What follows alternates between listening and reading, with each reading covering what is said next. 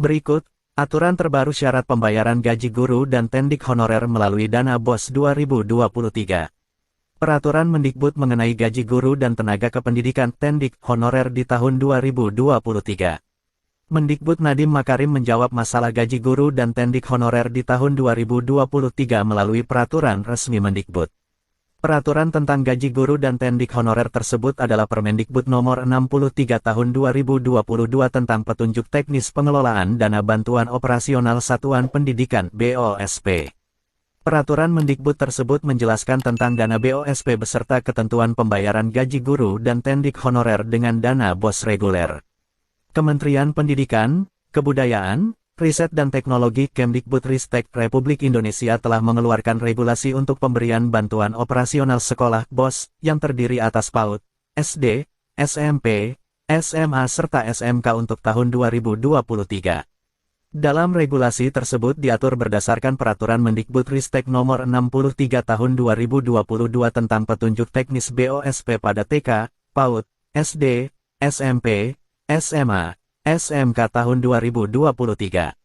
Adapun alokasi atau pembagian dana BOS terdiri dari komponen dana bantuan operasional sekolah reguler dan dana bantuan operasional sekolah kinerja. Komponen dana bantuan operasional sekolah reguler untuk SD, SMP, SMA, SMK. Pada pasal 39 Permendikbud Nomor 63 Tahun 2023 terdapat aturan penggunaan dana BOS reguler untuk 12 komponen, yaitu 1. Dana untuk penerimaan peserta didik baru. 2. Dana untuk pengembangan perpustakaan. 3. Dana untuk pelaksanaan pembelajaran dan ekstrakurikuler. 4. Dana untuk pelaksanaan evaluasi pembelajaran. 5. Dana untuk pelaksanaan administrasi kegiatan sekolah. 6. Dana untuk pengembangan profesi guru dan tendik. 7. Dana untuk pembiayaan daya dan layanan jasa. 8. Dana untuk pemeliharaan sarpras sekolah. 9. Dana untuk pengadaan multimedia pembelajaran. 10. Dana untuk kegiatan peningkatan kompetensi. 11. Dana untuk penyelenggaraan keahlian. 12. Dana untuk penyelenggaraan kegiatan yang mampu menyerap lulusan sekolah. 13. Dana untuk pembayaran honor. Selanjutnya, pembayaran honor bagi tenaga pendidik bisa digunakan paling banyak 50% dari jumlah keseluruhan alokasi dana bantuan operasional sekolah reguler, dana BOS reguler, yang didapatkan oleh masing-masing satuan pendidikan. Selain itu, pembayaran honor tersebut diberikan kepada guru dan juga tenaga kependidikan. Guru dan tenaga kependidikan yang mendapatkan honor tersebut harus memenuhi 4 persyaratan sebagai berikut. 1. Guru atau tenaga kependidikan berstatus bukan sebagai aparatur sipil negara ASN. 2. Guru atau tenaga kependidikan tercatat dalam data pokok pendidikan Dapodik. 3. Guru atau tenaga kependidikan memiliki nomor unik pendidik dan tenaga kependidikan NUPTK. 4. Guru atau tenaga kependidikan belum mendapatkan tunjangan profesi guru. Selanjutnya, untuk tahapan, persentase, dan waktu penyaluran dana bantuan operasional sekolah reguler yang semula penyalurannya dilakukan 3 tahap yakni 1. Tahap pertama paling cepat pada bulan Januari sebesar 30%. 2. Tahap kedua paling cepat pada bulan April sebesar 40%. 3. Tahap ketiga paling cepat pada bulan September sebesar 30%.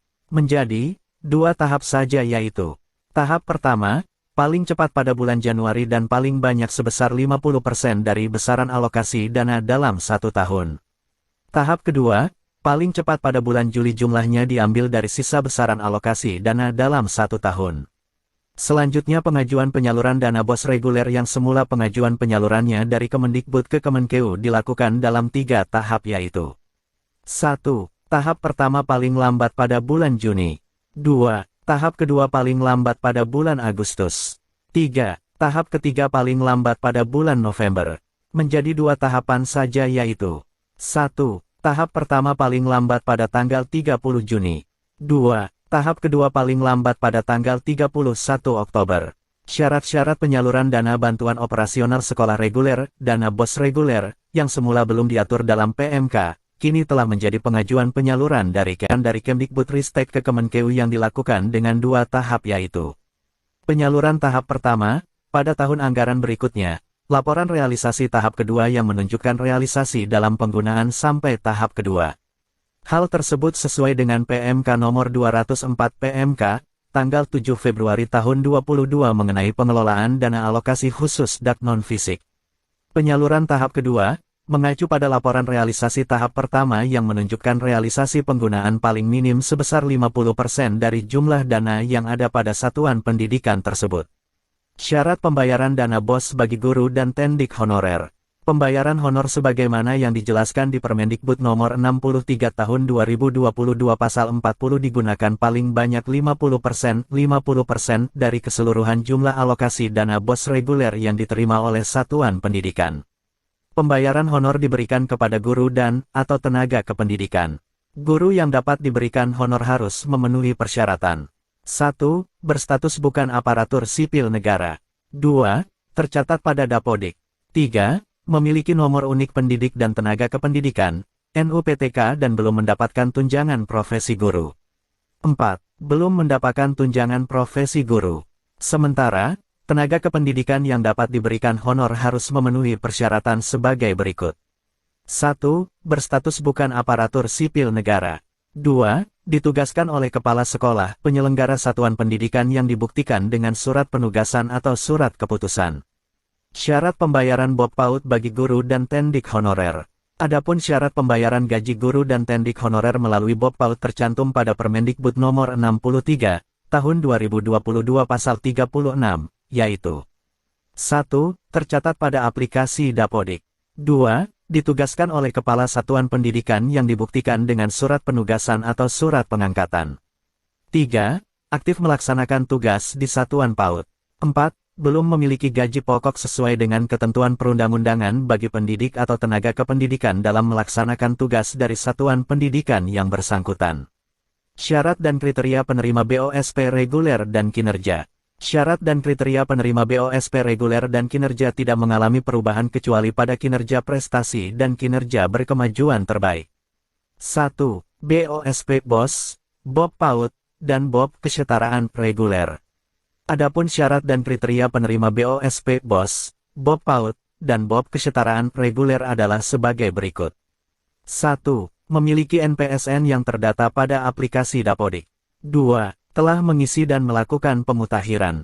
3. Data pada aplikasi Dapodik sesuai kondisi real paling lambat. Tanggal 31 Agustus tahun ajaran sebelumnya. 4. Memiliki izin untuk menyelenggarakan pendidikan bagi satuan pendidikan yang diselenggarakan oleh masyarakat yang terdata pada aplikasi Dapodik.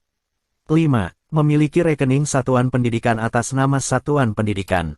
6. Tidak merupakan satuan pendidikan kerjasama. 7. Tidak merupakan satuan pendidikan yang dikelola oleh kementerian, lembaga lain, hanya untuk penerima BOS reguler. 2. BOS kinerja prestasi. Sementara, syarat dan kriteria penerima BOS kinerja prestasi adalah sebagai berikut.